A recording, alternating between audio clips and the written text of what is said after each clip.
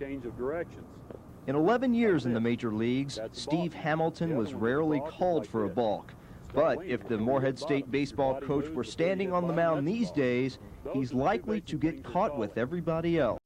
In the past, there's been a change of directions, and now they're trying to enforce the rule the way it was written, and they're catching a lot of guys who developed habits over the last few years, and I'm not sure that it's a good rule that they're doing, but at least they're trying to be consistent with it.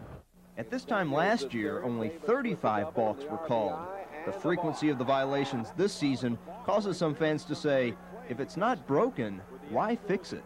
I don't think there was a problem with it before. They talked about certain pitchers possibly having balk moves, and I'm not sure that it's been a problem because there have been more stolen bases in the last few years than there ever have been. The runners seem to be running well, so I think it's just they need to do something to say, hey, we're still out here working.